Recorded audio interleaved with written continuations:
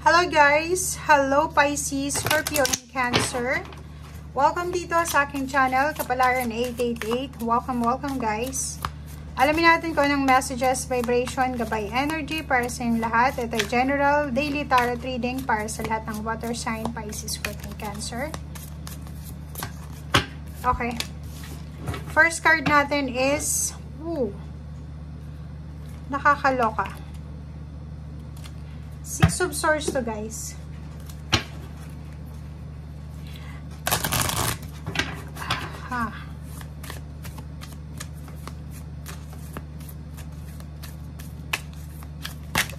Oops. Honesty. Okay. Water sign, Pisces, Scorpio, and Cancer. Mag-comment ka kung ikaw ay makaresonate dito. Ang dalawang barahang ito, alam mo ano yung sinasabi niya? Okay, so sa barahang yan, sinasabi sa'yo dito, water sign, Pisces, Scorpio, and Cancer na hindi ka dapat nag-expect ng honesty sa mga tao sa paligid mo. But kahit na alam mo na maraming sinungaling sa paligid mo, nagsisinungaling sila, still be honest. Okay? Kasi yun yung integridad mo. So, hayaan mo silang maging sinungaling, hayaan mong lokohin kanila, pero ikaw hindi ka magloloko. Okay? Next card natin is Six of Swords to guys. Nakikita ko sa'yo dito na wala ka ng oras para doon sa mga tao na sinungaling. Wala ka ng oras para doon sa mga taong manluloko. Yung mga taong alam mo na wala double face. Especially kung may mga nag-aaway, sangkot ka. Yung alam mo yun, both parties nandun siya. Nakikinig, sip-sip dito, sip-sip doon, sol-sol dito, sol-sol doon. Wala, hindi ka na. Moving on ka na Moving out. Moving on, moving out from that situation. Okay. Okay.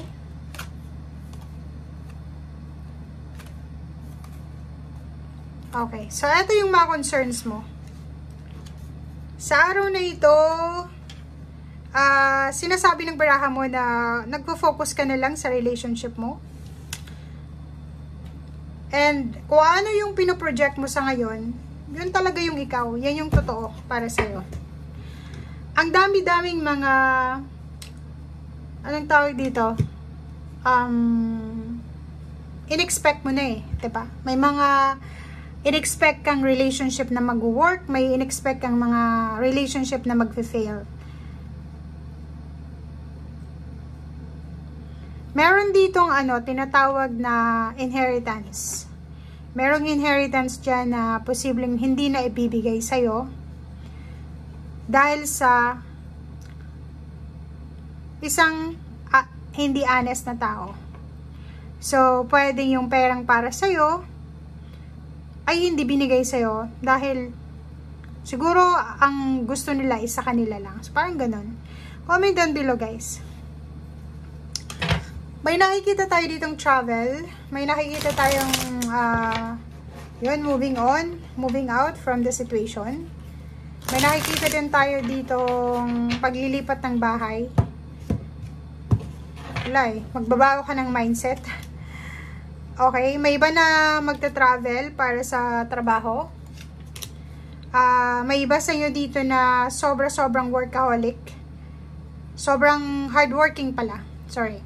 Sobrang hardworking na Pisces, Scorpio, and Cancer kasi gusto nilang makapag-ipon or gusto nilang magkaroon ng maraming pera or gusto nilang wag sayangin yung oras, wag sayangin yung trabaho, wag sayangin kung ano yung meron sila sa ngayon. Okay, yun. Kung ano man tong pinagdadaanan mo sa ngayon, pwedeng dishonesty man to, mapa-relationship, sa paligid mo, or yung mga kapamilya mo. Ay, kita ko kapamilya. Napapaligiran ka, or siguro sa buong pamilya, ikaw lang yung iba yung ugali. Siguro mga kapatid mo, pare-pareho yung ugali nila, mga selfish, or mga kung ano man na negative yung ugali nila. But, nakikita ko sir dito, hindi mo kailangan maging katulad nila. 'Di ba? The World card, iba ka Iba ka sa kanila. Okay? Kahit nga magkakadugo, di ba? Minsan, may magkakapatid na iba-iba yung ugali. Dito sa barahan ito, sa araw na ito, busy ka sa trabaho eh. Busy ka, kailangan mong proteksyonan kung ano yung meron ka sa ngayon. Kailangan mong, proteksyonan mo din yung pera mo yung kinikita mo. Kailangan mong matuto sa nakaraan, kasi siguro masyado kang mapagbigay, inabuso ka. Okay. May choice ka naman daw na hanapin yung katahimikan sa buhay mo. Sinasabi ng baraha sa'yo dyan na may choice ka kung gusto mo ng tahimik na buhay, may choice ka. Kung gusto mo ng maingay na buhay, may choice ka din. Okay, may selebrasyon na gaganapin. So, pwedeng ikaw ay magbe-birthday sa araw na ito. If you are Pisces, happy birthday. O ikaw naman Scorpio, may anak ka na magbe-birthday. So, happy birthday sa inyo dyan. And, yun, ang nakikita ko sir dito, sobrang busy ka sa trabaho, sobrang busy ka sa ginagawa mo. Kasi ngayon nga, ayaw mong sayangin yung oras, yung pagkakataon na may trabaho ka sa ngayon. Di ba? May occasion dito. May okasyon na paparating.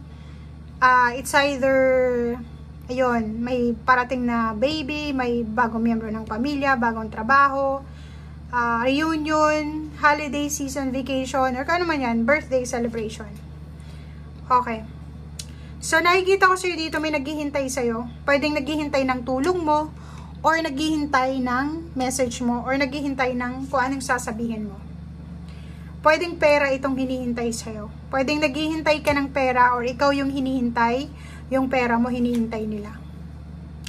Ace of Wands, sobrang excitement, sobrang passion, sobrang love, sobrang, kung ano man tong sobra-sobra na to na nararamdaman mo sa ngayon. Ace of Swords, ang dami-daming impormasyon, maraming impormasyon dito na darating sa'yo. Or siguro, maraming mga tao ang gustong malaman kung anong nangyayari sa buhay mo. Or habang ngayon, habang nanonood ka, posibleng nakatanggap ka ng email, ng chat, ng call, ng message, sa messenger, chat, or ano pa man. Tinatanong ka ng mga nangyayari sa buhay mo. Nako, mag-ingat ka, lalo na sa mga taong ito. Diba kasi may mga taong ganun eh. May mga taong mapagbalat kayo, kunyari concerned sila sa'yo, pero in return, wala eh. Yung mga taong maaalala ka lang kung makikichismis sa'yo, or maaalala ka lang kung may kailangan sa'yo, lalo na pera, lalo na, halimbawa, di ba, pag may mga importante kang tatanungin, hindi sila magre-reply kasi hindi interesting eh. Pero kung may gusto silang malaman tungkol sa'yo, hahanapin ka nila. Zero the Fool, enjoy mo kung ano itong new beginning sa buhay mo. Kung may bago kang buhay ngayon, may bago kang routine, lifestyle, may bago kang circle of friends, bago kang business, bago kang trabaho, bago kang relationship, bagong lugar, kung ano man itong meron ka, enjoy mo na yan. Okay? Dahil yan talaga, itong mga pagbabagong nagaganap sa buhay mo, yan talaga yung magdadala sa'yo ng new beginnings or ng happiness. Kung tingnan mo, may bagong relationship, bagong friendship, bagong kakilala, bagong trabaho, bagong commitment, bagong connection, mga good news ang pwedeng darating sa'yo na yun yung kailangan mong bigyan ng pansin. Yun, health, good health din. So, nakikita natin na wala kang masyadong problema sa iyong health sa araw na ito. And yung the tower na to, walang chance to sa'yo eh. Wala kang oras dito para sa sadness na to. So, yun, wag kang masyadong magbigay ng information dyan sa mga taong yan na naalala ka lang ngayon dahil may kailangan sila or may gustong malaman. Okay? So, focus ka lang sa sarili mo, focus ka lang sa happiness mo, and focus ka sa kung ano yung mga plano mo sa buhay. Thank you guys. Bye!